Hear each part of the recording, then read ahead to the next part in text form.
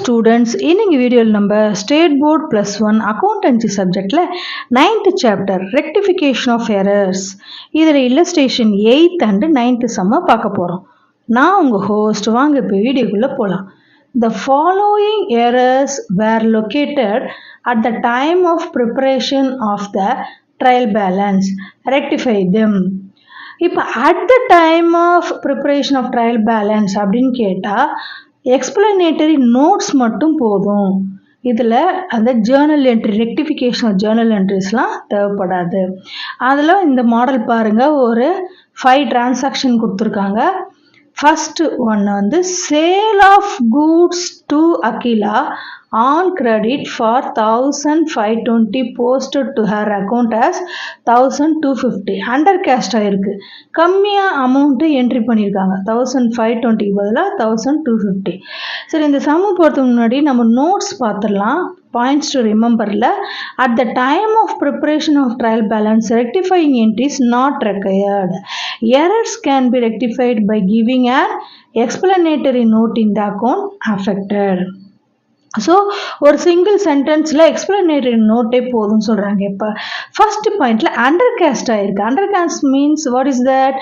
Same side to be entered. இப்போ இந்த first என்ட்ரிக்கு என்ன ஜேர்னல் வரும்? Sale of goods to Akilan on கிரெடிட்னா அகிலா அக்கௌண்ட் டு சேல்ஸ் அக்கௌண்ட்டுன்னு வரும்.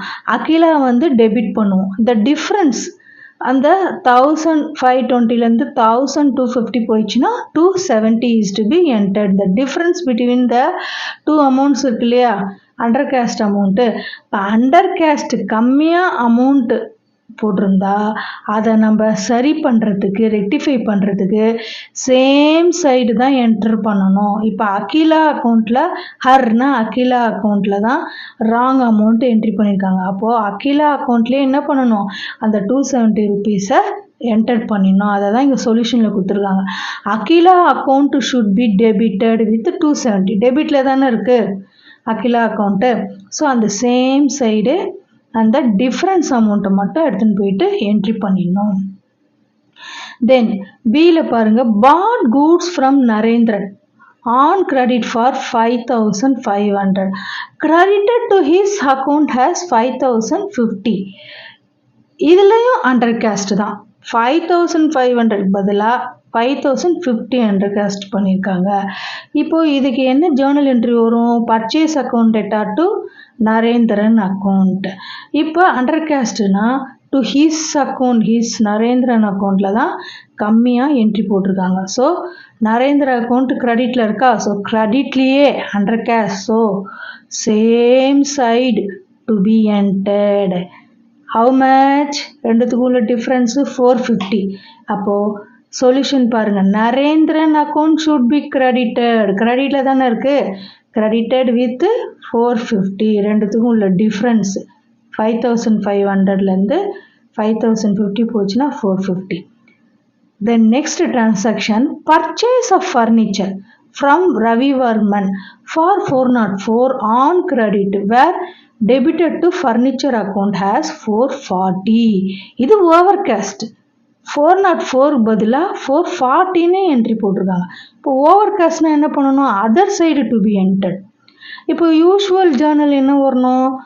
பர்ச்சேஸ் ஆஃப் ஃபர்னிச்சர்னா furniture account data to Ravivarman. Overcast. So other side to be entered. ரெண்டுத்துக்கும் உள்ள டிஃப்ரென்ஸு 36 ருபீஸ். அதை எப்படி என்ட்ரி போடணுன்னு பாருங்கள். ஃபர்னிச்சர் அக்கௌண்ட் யூஸ்வலாக டெபிட்டில் தானே இருக்குது, அதை கிரெடிட் பண்ணிடணும். Furniture account should be credited with 36. Difference எவ்வளவு?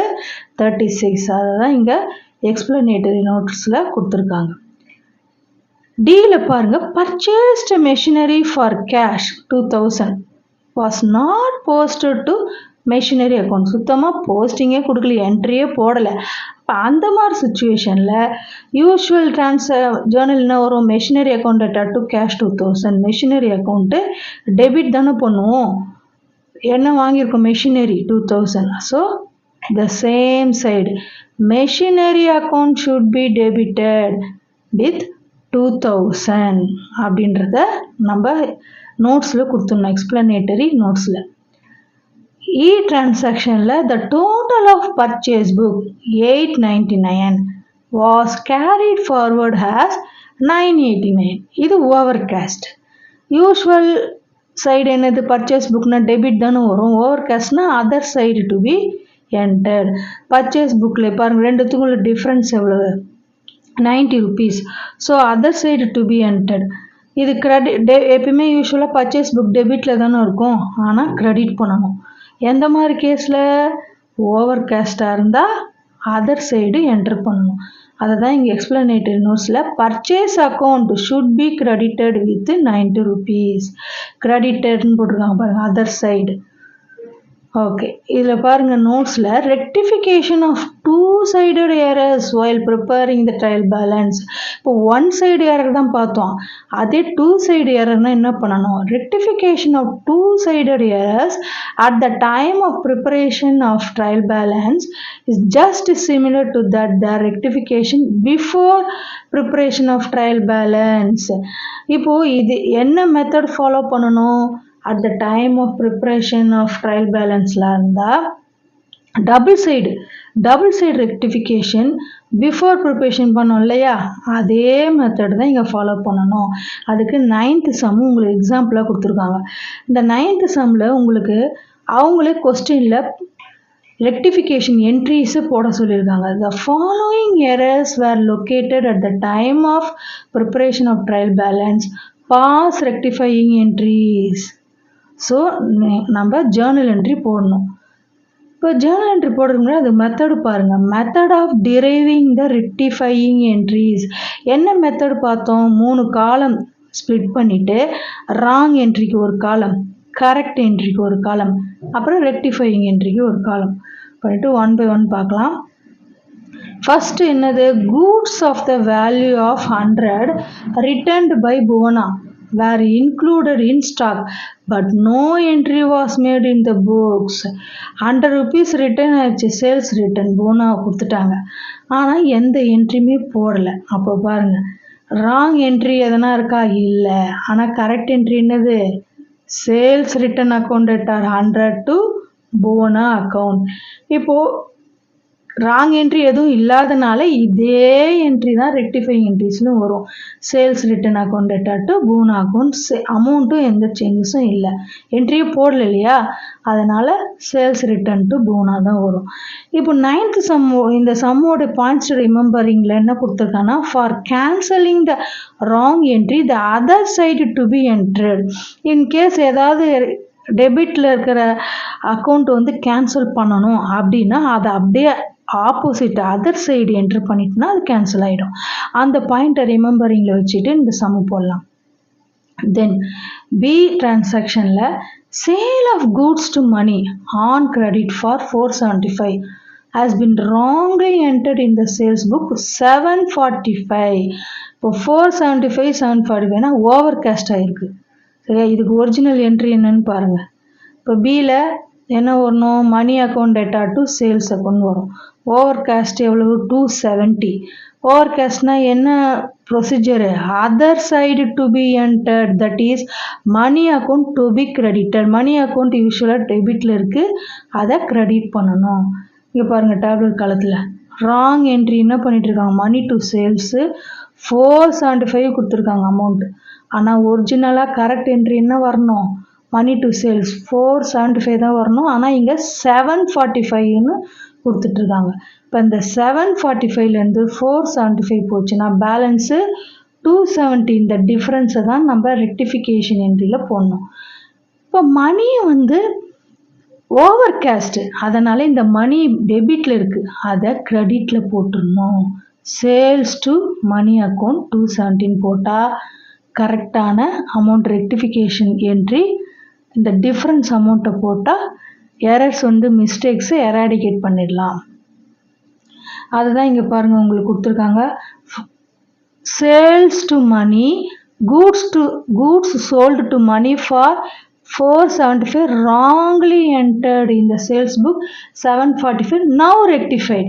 இந்த 270 வந்து டிஃப்ரென்ஸ் அமௌண்ட்டு கொடுத்துருக்காங்க. ஃபர்ஸ்ட் ஒன் ரெக்டிஃபையிங் என்ட்ரிஸில் sales return to Bhuvana, goods return by Bhuvana not enter in the books. Now first entry பண்ணாமல் இருந்தது 100 rupees, அதை என்ட்ரு பண்ணிட்டோம் sales return to Bhuvana. Then C transaction a check of 500 received from Sandhya was dishonored and debited to allowance account. 500 rupees check வந்து சந்தியா கிட்ட இருந்து return ஆயிடுச்சு. ஆனால் dishonour யார் கொடுத்தது? பேங்க்லேருந்து வருது. ஸோ ஒரிஜினல் என்ட்ரி என்ன வரும்? Sandhya account 500 to bank account. ஆனால் அதை ராங்காக அவங்க என்ன பண்ணிட்டாங்க? அலவன்ஸ் அக்கௌண்ட்டில் wrongly debited to cancel to this to be credited. எதை கேன்சல் பண்ணணும்? அந்த அலவன்ஸ் அக்கௌண்ட்டுன்றத ராங் என்ட்ரியாக கொடுத்துட்டாங்க. அலவன்ஸ் அக்கௌண்ட் டு பேங்க், இங்கே இது டெபிட்டில் இருக்குது. இதை கேன்சல் பண்ணணும்னு என்ன பண்ணணும்? கிரெடிட் பண்ணிடணும். So Sandhya account to allowance account 500 போட்டால் இந்த அலவன்ஸ் அக்கௌண்ட்டு கேன்சல் ஆகிடும். இதுதான் ரெக்டிஃபையிங் என்ட்ரி. இப்போ பாருங்கள் ஆன்சரில் Sandhya account to allowance account 500, dishonour of cheque received from Sandhya wrongly debited to allowance account, now rectified 500 rupees அப்படின்ற ஜேர்னல் என்ட்ரி போடணும். Then a sum of 300 drawn by proprietor for personal use was debited to wages account. இப்போ personal யூஸ்னாலே drawings தானே வரும், ஆனால் அவங்க wages அக்கௌண்ட்டில் போட்டுட்ருக்காங்க. So பாருங்கள் wrong entry wages to cash, கரெக்டான என்ட்ரி டிராயிங்ஸ் டு கேஷ் வரணும். இப்போ இந்த வேஜஸை எராடிகேட் பண்ணான்னா டெபிட்டில் இருக்கிறத என்ன பண்ணணும்? கிரெடிட்டு போகணும். டிராயிங்ஸ் டு வேஜஸ் 300 அப்படி போட்டால் நம்ம ரெக்டிஃபிகேஷன் என்ட்ரிஸு வந்துடும். Drawings to cash wrongly wages account debited, so it should be credited. அந்த வேஜஸ் அக்கௌண்ட்டு கிரெடிட் பண்ணிடணும். இப்போ drawings account data to wages account 300.